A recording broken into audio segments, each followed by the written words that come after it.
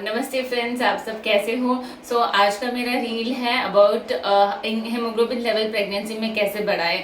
तो पहले तो मैं आपको बताना चाहती हूँ कि सब डॉक्टर्स जब ये आप जैसे ही आप अपना नाम डालते हो, डॉक्टर आपको आयरन और कैल्शियम की टैबलेट पे चालू कर देते हैं। तो आप कभी ये अपने आप से पूछते नहीं हो कि मुझे आयरन कैल्शियम की क्या ज़रूरत है, क्या मेरी बॉडी में पहले से ही हेमोग्लोबिन की कमी है। विदाउट टेस्ट भी कभी कभी डॉक्टर आयरन की गोली लिख के देते हैं। तो इसका क्या कारण है, चलो आगे बने रहिए मेरे वीडियो में। मैं डॉक्टर श्रद्धा गणाता तिवारी, मैं मुंबई में पिछले 16 साल से प्रैक्टिस कर रही हूँ और आज आपको बताने वाली हूँ कि आयरन यानी हेमोग्लोबिन क्यों बहुत ज़रूरी है प्रेगनेंसी में।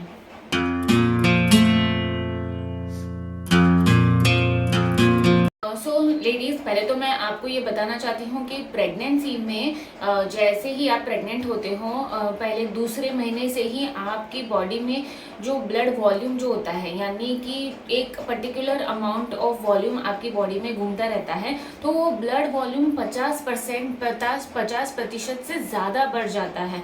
यानी अगर आपके बॉडी में 5 लीटर्स ऑफ ब्लड वॉल्यूम है तो 7.5 लीटर्स का ब्लड वॉल्यूम आपकी बॉडी में सर्कुलेशन में आता है, क्योंकि अभी ब्लड आपके बेबी को भी जाने वाला है। इन शॉर्ट मैं आपको आपकी लैंग्वेज में ही बताने वाली हूँ कि बेबी को ब्लड पहुंचाने के लिए आपका ब्लड वॉल्यूम कम हो जाता है, उसमें प्लाज्मा लेवल ज़्यादा बढ़ जाते हैं और आरबीसी जो होते हैं, जो रेड ब्लड सेल्स होते हैं, वो बहुत कम मात्रा में हो जाता है। इसीलिए ऑटोमेटिकली आपकी बॉडी में प्रेगनेंसी के दौरान हीमोग्लोबिन आपका कम हो जाता है। आप जितना भी बाहर का खाना ले लो, लेकिन आपका हीमोग्लोबिन लेवल्स प्रेगनेंसी में थोड़ा बहुत कम होता ही है, क्योंकि प्रेगनेंसी पर से में आपका ब्लड वॉल्यूम बढ़ जाता है। तो क्या ये चीज़ क्लियर है कि आप कितना भी बाहर से खाना ले लो, लेकिन आपका प्रेगनेंसी में ब्लड वॉल्यूम बढ़ने की वजह से हीमोग्लोबिन ड्रॉप होने ही वाला है।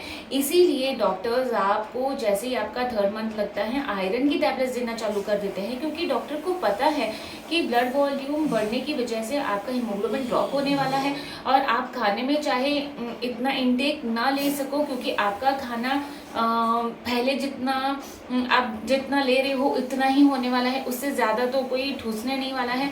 और इनफैक्ट पहले 3 महीने में आपको कभी कभी वॉमिटिंग की वजह से खाना भी नहीं जा रहा है। तो इसकी वजह से आयरन टैबलेट्स सारे प्रेगनेंसी में सारे लेडीज़ को डॉक्टर स्टार्ट कर देते हैं। लेडीज़, आपको सबसे पहले तो ये जानना है कि नॉर्मल हीमोग्लोबिन लेवल्स क्या होते हैं प्रेगनेंसी में। ये एक चार्ट है, जो रेफरेंस चार्ट है, जो मैंने इंटरनेट से ही पिक किया है। नॉर्मली अगर आपको बेसिक वर्ड्स में जानना है तो आपका हीमोग्लोबिन लेवल 11 पॉइंट से ज़्यादा होना चाहिए। 11 पॉइंट से कम है या चलो 10.5 से भी कम है तो डेफिनेटली आपको ट्रीटमेंट की ज़रूरत है। तो इनिशियल प्रेगनेंसीज में डॉक्टर आपको टैबलेट्स ही देते हैं, लेकिन जैसे जैसे प्रेगनेंसी बढ़ती है और आपका हीमोग्लोबिन कम है तो डॉक्टर आपको इंजेक्शंस देंगे। और अगर आप अपने 9th मंथ में हो और आपका हीमोग्लोबिन बहुत ही कम है तो डॉक्टर आपको शायद ब्लड ट्रांसफ्यूजन यानी खून चढ़ाने की भी बात कर सकते हैं। इस वीडियो में मैं आपको बताना चाहती हूँ कि आप अपना हीमोग्लोबिन लेवल नेचुरली, मतलब जो घर में नेचुरल पदार्थ होते हैं उससे आप अपना हीमोग्लोबिन लेवल कैसे बढ़ा सकते हैं। तो वेजिटेबल्स में यानी सब्जियों में आप क्या क्या इस्तेमाल कर सकते हो। आप बीटरूट और गाजर, ये चीज़ों का इस्तेमाल करना है। आप बीटरूट चाहे सैलेड में ले लो या बीटरूट और गाजर का जूस बना के ले लो। पालक और मेथी की सब्जी खा सकते हो, सूप बना सकते हो। ब्रोकोली है, ब्रोकोली या कोई भी वेजिटेबल बना रहे हो आप, उसमें ब्रोकोली डाल दो, टोमेटोज डाल दो। Tomato is very good, it is rich in vitamin C. मैं आगे आपको इसके बारे में बताने वाली हूँ। जैसे मैंने बोला कि गाजर, बीट, टोमेटोज, मेथी, पालक, ये सारी, लौकी, yes it is a very good source of iron. ये सारी चीज़ें और खाने में आप अगर नॉर्मल वीट रोटी की जगह पे आप रागी के पराठे बना के खाते हो तो it has a lot of iron content, वो एकदम आयरन रिच फूड है। फ्रूट्स में आपको केला, कीवी, गुआवा, अनार, एप्पल, ये सारी चीज़ें आयरन से भरी है। आपको, मैं मेरे सारे पेशेंट्स को बोलती हूँ कि एक केला एक एप्पल आपको रोज़ खाना है, इससे आपका हीमोग्लोबिन में तेज़ी से बढ़ावा आएगा। जैगरी जो है, गुड़ जो है, ये बहुत ही रिच सोर्स ऑफ आयरन है। तो आप अपने खाने पीने में, या मैं गुजराती हूँ तो मेरे दाल में हम लोग जनरली जैगरी डालते हैं, तो आप गुड़ कहीं पे भी इस्तेमाल कर सकते हो, या अलग से रोटी के साथ खा सकते हो, सब्जी में डाल सकते हो, दाल में डाल सकते हो।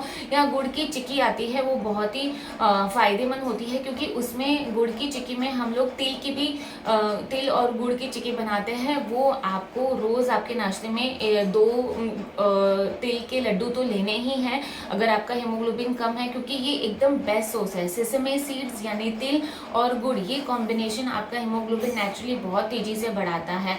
और बाकी ग्रेन्स में मिलेट्स है, रागी है, जैसे मैंने बताया, सेसमी सीड्स है, ये सारी चीज़ें आप turn by turn daily routine में आप इंक्लूड करोगे तो आपका हीमोग्लोबिन ऐसे शूट अप होगा।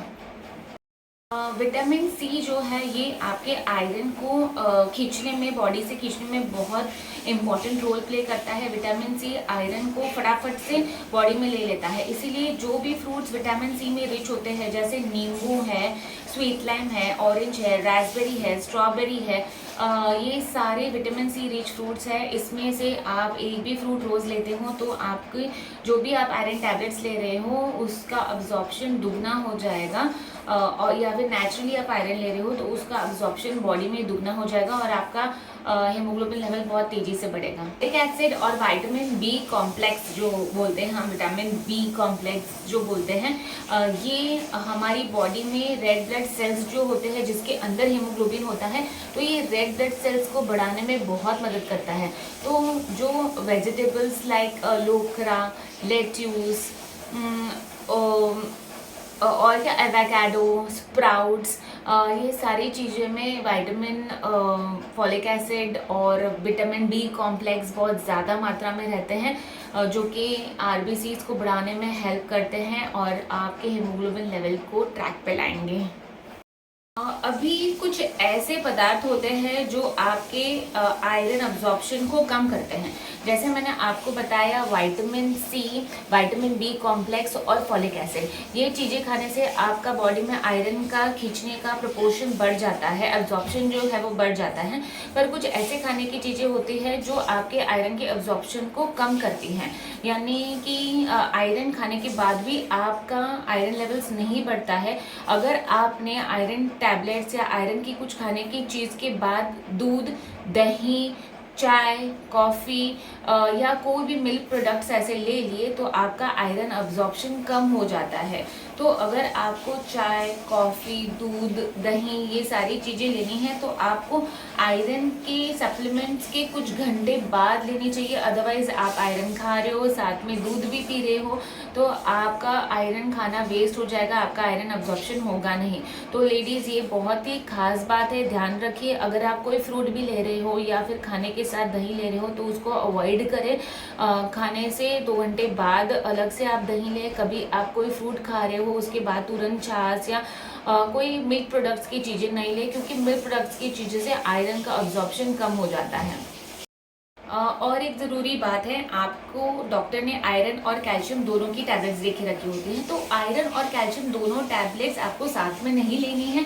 कैल्शियम भी एक ऐसा प्रोडक्ट है जो आपके आयरन के अब्जॉर्प्शन को डिले कर सकता है, इसीलिए आयरन और कैल्शियम की गोली दोनों कभी भी साथ में नहीं लेते। तो इसीलिए डॉक्टर आपको बताएंगे कि आयरन अगर आप सुबह ले रहे हो तो कैल्शियम आप दोपहर में या रात में ले लो।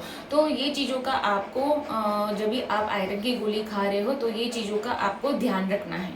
तो मेरी प्रेगनेंसी में तो मैंने बहुत सारे चिक्की के लड्डू बना के रखे हुए थे, जो मैं सुबह नाश्ते में मेरा दूध लेती थी, प्रोटीन पाउडर लेती थी, एक बनाना लेती थी और 2 चिक्की के लड्डू मेरे डेली में हुआ करते थे दिन भर में। फिर मैं ऑफकोर्स वेजिटेबल्स और जूसेस इंक्लूड वैसे ही, रोटी और सब्जी ऐसे ही इंक्लूड करती थी जिसमें आयरन की प्रोपोर्शन ज़्यादा हो। और ऑफकोर्स डॉक्टर तो दूध लेना बोलते ही है, इसीलिए जब मैं आयरन की टैबलेट लेती थी तो मैं उसके 2 घंटे बाद ही दूध लेती थी, या पहले दूध ले लेती थी और उसके 2 घंटे बाद मैं आयरन की गोली खा लेती थी। तो ऐसे में ना मेरा प्रेगनेंसी का गोलियों का टैबलेट और डाइट ऐसे शेड्यूल मेंटेन करके रखा था, जिससे कि मेरे आयरन सप्लीमेंट्स के साथ मेरे खाने पीने की चीज़ें चीज़ें इंटरफेयर ना हो। और मैंने खाने में ऐसे चीज़ें इंक्लूड करी कि जिससे मेरी आयरन की कैपेसिटी बॉडी में बनी रहे। ज़्यादा आयरन कभी भी बॉडी को नुकसान नहीं करता है। अगर आपकी बॉडी ज़्यादा आयरन बढ़ा रही है तो वो आयरन जाके लिवर में जाके स्टोर हो जाता है, ताकि कभी भी ड्यूरिंग डिलीवरी आपको बहुत ज़्यादा ब्लड लॉस होता है तो जो आयरन लिवर में स्टोर हुआ है वो आ जाता है, काम पे लग जाता है और आपको बहुत रेयरली ब्लड ट्रांसफ्यूजन यानी खून चढ़ाने की ज़रूरत पड़ सकती है। तो आप बिंदास आयरन खाइए, आपके डॉक्टर के इंस्ट्रक्शंस को फॉलो कीजिए और जो जो टेक्निक्स मैंने बताए हैं आपका आयरन बढ़ाने के लिए उसको फॉलो कीजिए। तो अगर आपको मेरा वीडियो अच्छा लगा है तो मेरे वीडियो को लाइक कर दीजिए। आपने मेरे चैनल को अभी तक सब्सक्राइब नहीं किया है तो मेरे चैनल को सब्सक्राइब कर दीजिए। आपको आयरन से रिलेटेड कोई भी क्वेश्चन है तो मुझे नीचे कमेंट्स में बता दीजिए। Thank you.